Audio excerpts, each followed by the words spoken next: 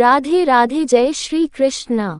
दोस्तों, आज हम आपके लिए भाई बहन की एक ऐसी कहानी को बताने जा रही हूँ जिसे पढ़कर आप सभी भावुक हो जाएंगे।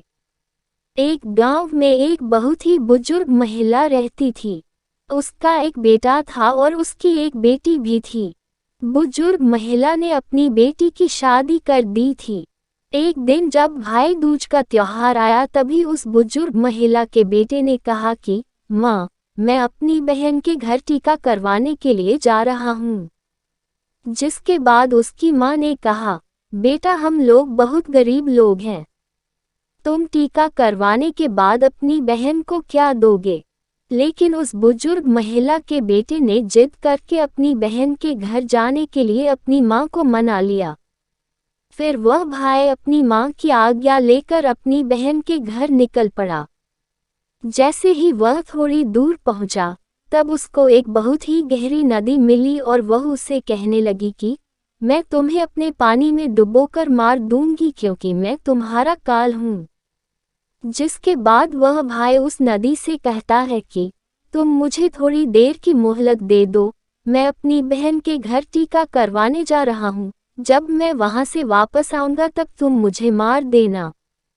जिसके बाद वह नदी भाई को आगे जाने के लिए रास्ता देती है और फिर वह भाई आगे की ओर चल देता है। थोड़ी दूर पहुंचने के बाद उसको एक शेर मिलता है जो कहता है, मैं तुम्हें खा जाऊंगा। इसके बाद वह भाई शेर से कहता है कि अभी नहीं, मैं अभी अपनी बहन के पास टीका करवाने जा रहा हूँ। जब मैं लौट कर आऊंगा तब तुम मुझे खा लेना। और फिर जब वह भाई आगे की ओर बढ़ने लगता है तो कुछ दूर पहुंचकर उसको एक सांप मिलता है और वह भी भाई से कहता है कि मैं तुम्हें मार दूंगा। वह भाई उस सांप भी वही कहता है कि मैं अभी अपनी बहन से टीका करवाने जा रहा हूँ। जब मैं लौट के आऊंगा तब तुम मुझे मार देना। वह भाई आगे की ओर चला जाता है और थोड़ी ही देर में भाई अपनी बहन के घर पहुंच जाता है। जब वह अपनी बहन के घर पहुंचता है तो घर के बाहर से आवाज लगाता है, लेकिन घर के अंदर उसकी बहन सूत काट रही होती है। सूत को काटते वक्त उसका धागा टूट जाता है और वहां के लोगों की यह मान्यता थी कि अगर सूत काटते वक्त अगर धागा टूट जाए तो बाहर कोई भी बुला रहा हो और वह बिना आवाज करे और बिना धागा को जोड़े चली जाए तो वह व्यक्ति मर जाएगा। वह बिना आवाज किए धागा जोड़ने लगती है, लेकिन जब भाई के आवाज लगाने पर भी उसकी बहन नहीं आती है तो वह वहां से जाने लगता है। तभी उसकी बहन उस धागे को जोड़कर तुरंत अपने भाई के पास जाकर उसको रोकती है और उसको अपने घर ले जाती है। वह बहन अपनी पड़ोस में रहने वाली महिला के पास जाती है और उससे पूछती है कि भाई दूज के दिन क्या बनाया जाता है। तब वह महिला उसको बताती है कि तुम तेल से अपने चूल्हे को लीपो और घी में चावल पकाओ। वह बहन घर जाकर पड़ोस के द्वारा बताई हुई चीजों को करने लगती है और तभी उसका भाई उससे कहता है कि बहन, मुझे बहुत जोरों से भूख लगी है। लेकिन उसकी बहन पड़ोस की महिला की बातों में आकर काम कर रही होती है। जब उसका भाई रसोई में जाकर देखता है तो वह अपनी बहन से कहता है कि तुम बहुत भोली हो, जिसके कारण तुमको लोग पागल बना देते हैं। तुमने कभी घी में चावल पकते हुए देखा है और तेल से कभी चूल्हे को लीपा जाता है। तुम गोबर से चूल्हे को लिपो और पानी में चावल को पकाओ। वह बहन अपने भाई की बात मानकर वही करती है जैसा उसका भाई करने के लिए बोलता है और वह खाना बनाकर अपने भाई को खिलाती है और थोड़ी देर बाद वह अपने भाई को टीका कर देती है। जब उसका भाई अगले दिन वापस अपने घर जाने के लिए कहता है, तब उसकी बहन अपने भाई के लिए रास्ते में ले जाने के लिए कुछ लड्डू बना कर देती है कि इसको रास्ते में भूख लगे तो खा लेना, और उनमें से कुछ लड्डू अपने बच्चों के लिए भी बचा लेती है। जैसे ही उसका भाई चला जाता है और उसकी बहन के बच्चे जब खाने के लिए जिद करने लगते हैं तो वह अपने भाई के लिए बनाए हुए कुछ लड्डू जो अपने बच्चों के लिए बचा लिए थे वह अपने बच्चों को दे देती है और तभी उनके बच्चों की नज़र उस लड्डू में पड़ती है जो एकदम से नीले हो रहे होते हैं। जब वह जाकर रसोई में देखते हैं तो उनको पता लगता है कि उनकी माँ ने जो लड्डू बनाए हैं उनमें सांप मर चुका है और उसी से ही हमारी माँ ने लड्डू बनाए हैं।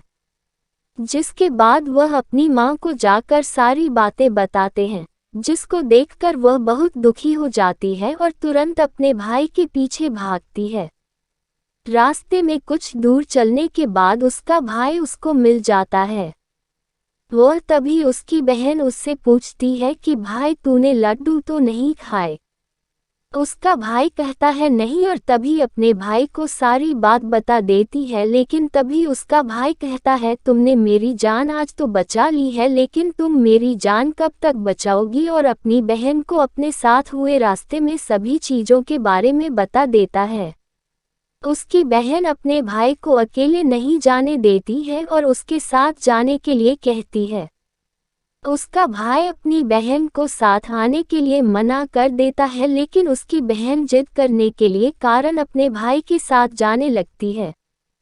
कुछ दूर चलने के बाद जब बहन को प्यास लगती है तो वह अपने भाई से कहती है, भाई मुझे पानी पीना है, बहुत जोरों से प्यास लगी है।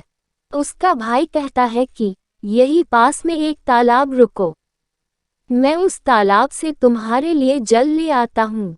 वह अपने भाई को तालाब के पास नहीं आने देती है और स्वयं ही अकेले तालाब के पास जाती है।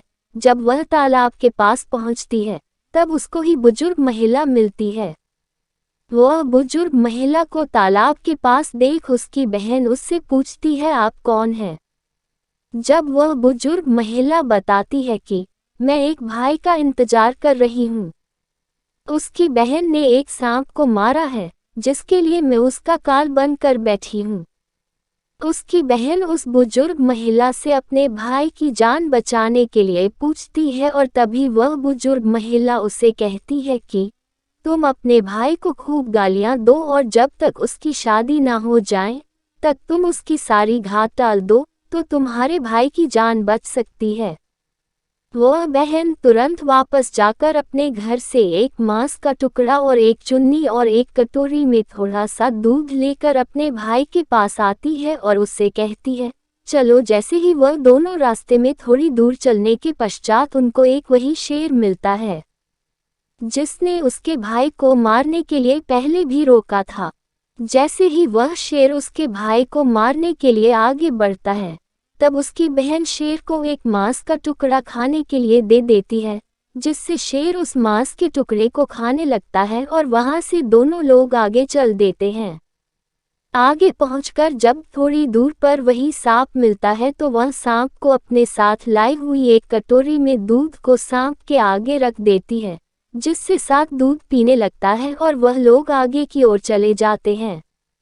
आगे जब नदी के पास पहुंचते हैं तब उसकी बहन नदी को एक चुन्नी देती है, जिससे नदी प्रसन्न होकर उनको आगे जाने का रास्ता दे देती है और थोड़ी देर पश्चात वह लोग अपने घर पहुंच जाते हैं। घर पहुंचकर उनकी मां अपने दोनों बच्चों को देखकर बहुत खुश हो जाती है, लेकिन उसकी बहन अपने भाई को गालियां देना शुरू कर देती है। ये देखकर माँ बेटे दोनों बहुत आश्चर्यचकित हो जाते हैं और थोड़े दिन गुजरने के बाद जब अपने बेटे का विवाह करने लगती है। विवाह के लिए जब निकासी की बारी आती है तब उसकी बहन कहती है पहले मेरी निकासी करो और मेरे भाई को आगे के रास्ते से नहीं पीछे के रास्ते से लेकर जाओ। बहन के ऐसा बोलते ही आगे का दरवाजा टूटकर गिर जाता है, जिसको देखकर सभी लोग हैरान हो जाते हैं। और फिर जब फेरों की बारी आती है तब उसकी बहन कहती है कि पहले मेरे फेरे करो मेरे भाई के बाद में, और ऐसा बोलते ही वहां पर आग लग जाती है, जिससे वह आग को बुझा देती है। और फिर जब सुहागरात की बारी आती है तब उसकी बहन कहती है मैं भी इन लोगों के साथ में जाऊंगी। सभी लोग बीच में एक पर्दा डालकर उसकी बहन को भी अंदर जाने देते हैं। तभी रात में एक सांप आता है जिसको उसकी बहन एक डब्बे में बंद कर देती है और अपने भाई की जान बचा लेती है और सुबह होते ही वह सभी को सच बता देती है कि वह ऐसा क्यों कर रही है, जिसे सभी ने उसकी बहन की प्रशंसा करने लगते हैं और उसका भाई भी अपनी बहन से बहुत खुश हो जाता है और तब उसकी बहन वापस अपने घर चली जाती है। दोस्तों, उम्मीद करते हैं यदि आपको ये कहानी रोचक लगी हो तो वीडियो को लाइक करें और दोस्तों में शेयर करें, और यदि आप चैनल में नए हो तो चैनल को सब्सक्राइब कर लें जिससे आने वाली नई आध्यात्मिक ज्ञान सबसे पहले आपको मिल सके। वीडियो को देखने के लिए आप सभी दोस्तों को बहुत बहुत धन्यवाद।